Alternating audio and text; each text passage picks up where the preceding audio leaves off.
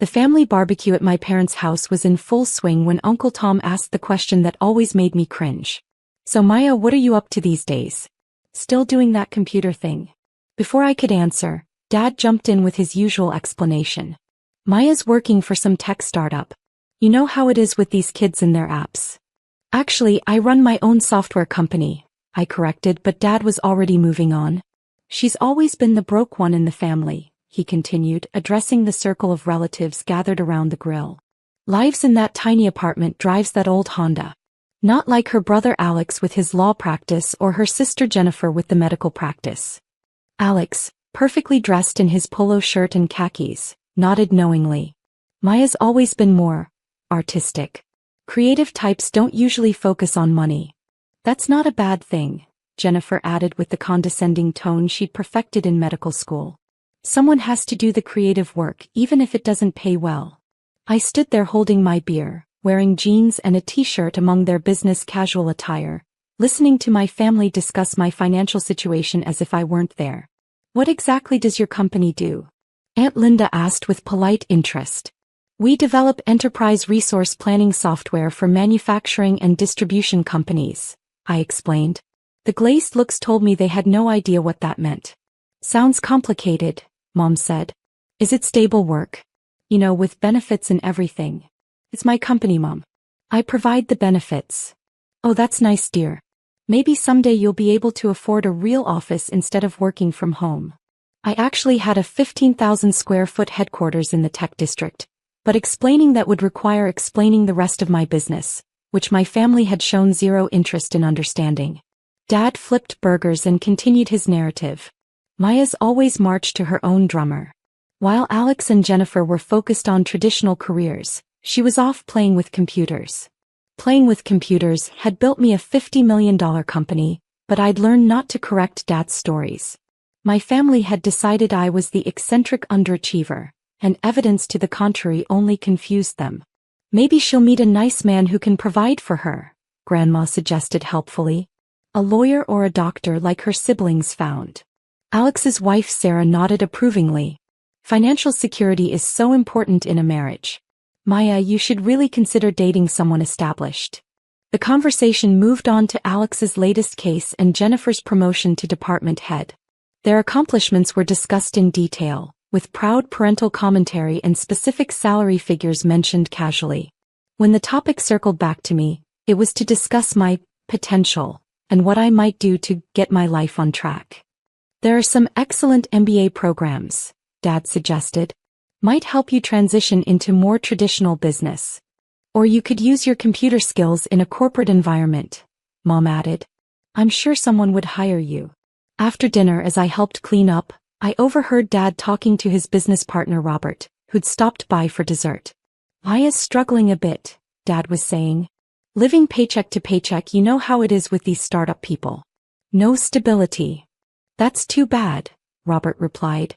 "Maybe we could throw some consulting work her way. Our company's looking to upgrade our computer systems. I'll ask her, but honestly, I don't think she has experience with real business software. Her stuff is more hobbyist level." My hobbyist level software was currently being used by over 200 manufacturing companies across 12 countries, but Dad saw my modest lifestyle and assumed financial struggle. The truth was more complicated than my family would ever understand. The build-up. What my family didn't know was that I'd deliberately kept my success quiet. 5 years ago, I'd learned the hard way what happened when people knew you had money. Friends became investment opportunities. Family members became financial advisors. Every interaction carried the weight of wealth differential. So when Apex Industries started generating serious revenue, I'd made a conscious choice to live modestly. I kept my small apartment, drove my reliable Honda, and dressed like any other programmer.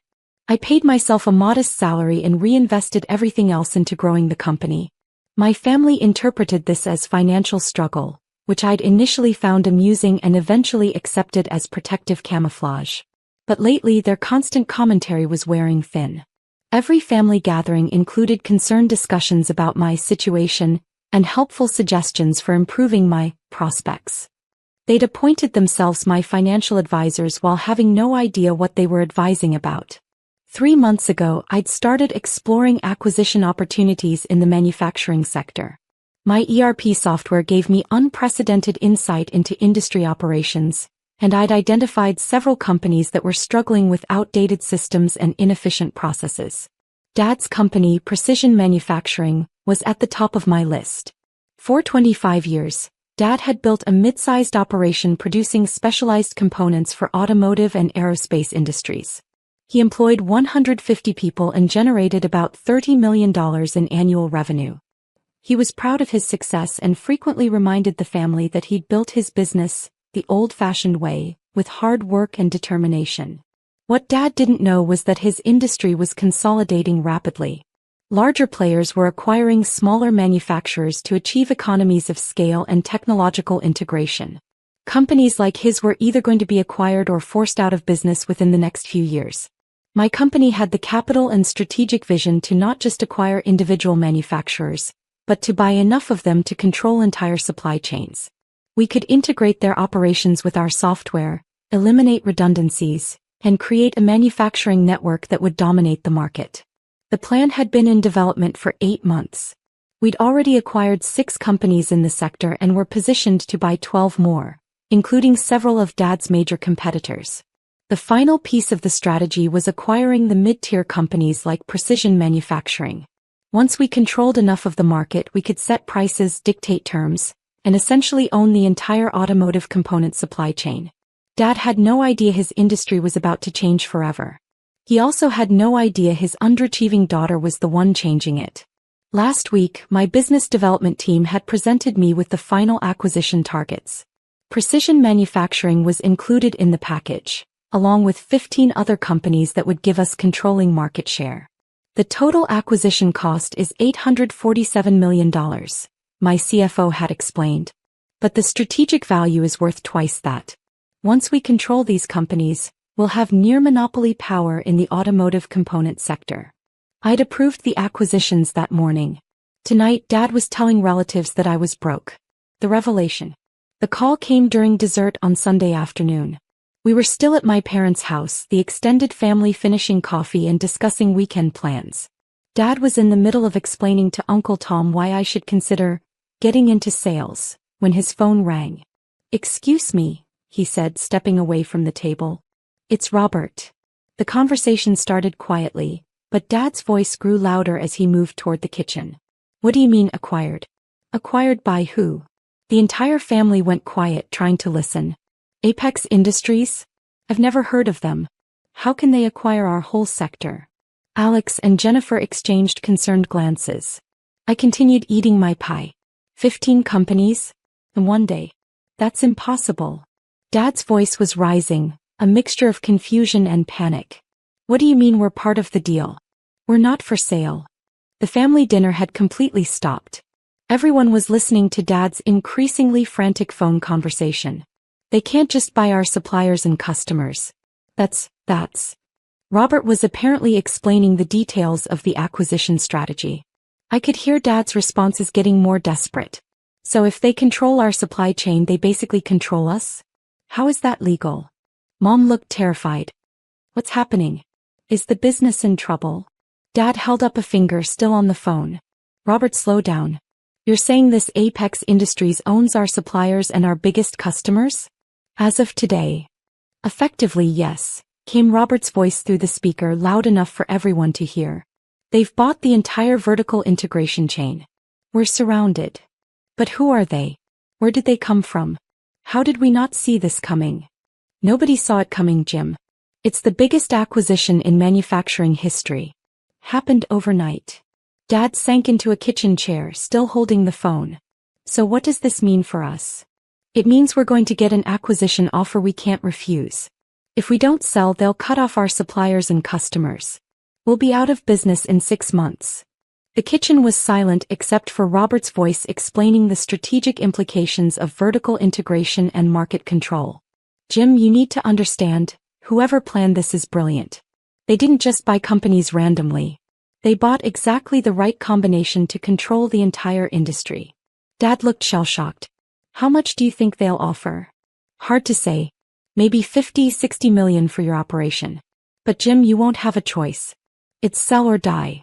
That's when Dad noticed the entire family gathered in the kitchen doorway, listening to every word. Robert, I'll call you back. He hung up and looked around at our concerned faces. The business. There's been some kind of corporate takeover.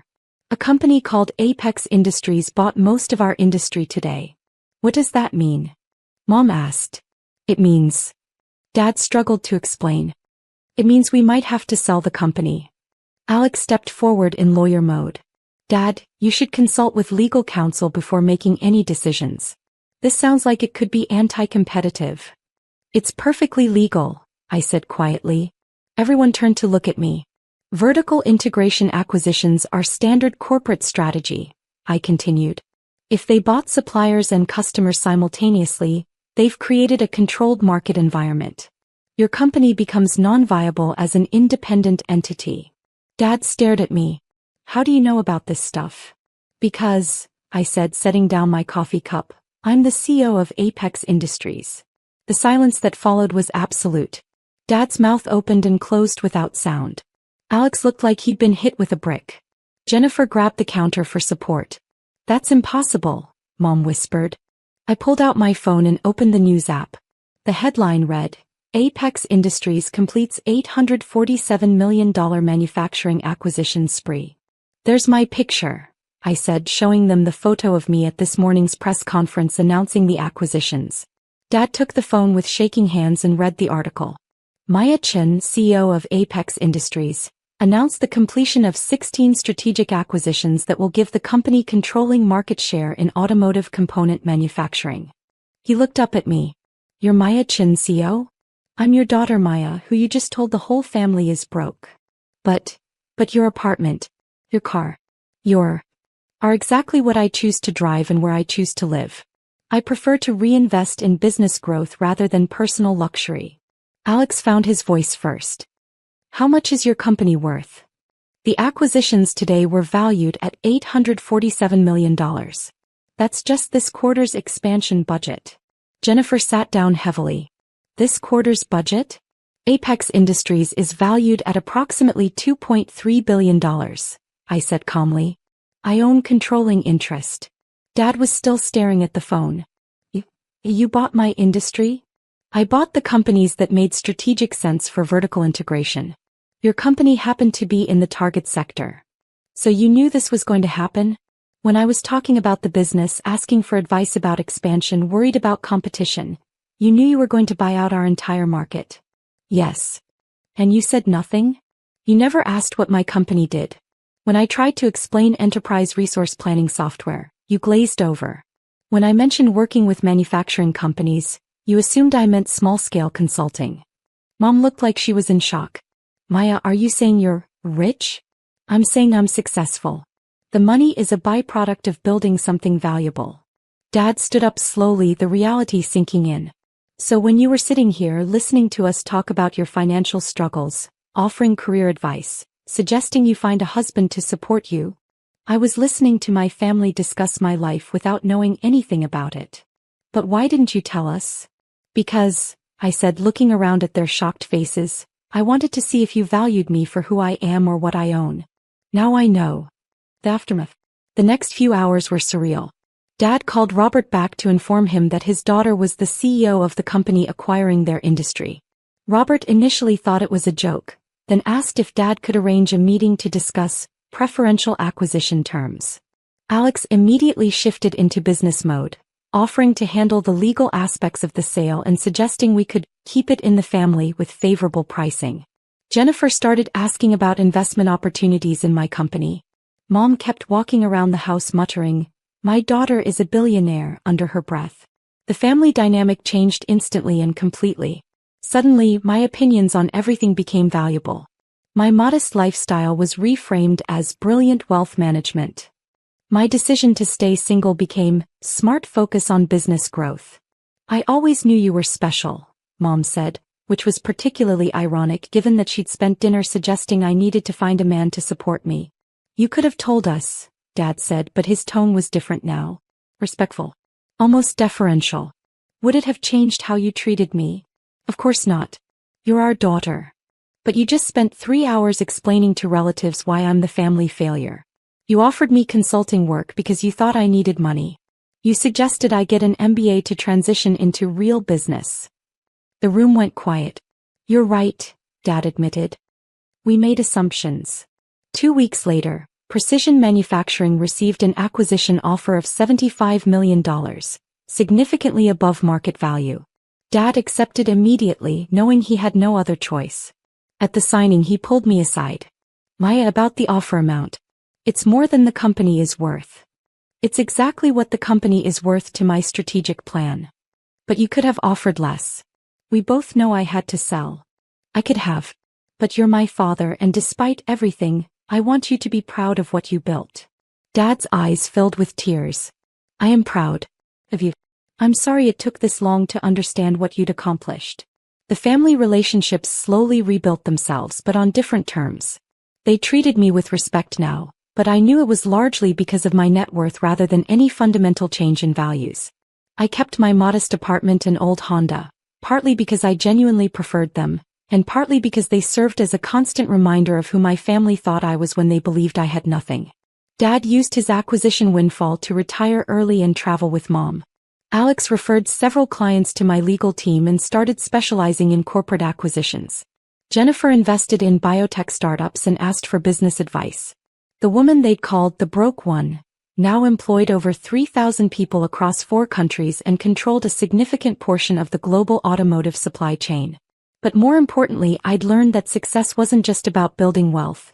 It was about understanding who really knew your worth, regardless of what you owned. And sometimes, the most valuable lesson was discovering that the family who thought you needed their financial advice was actually dependent on your success for their future.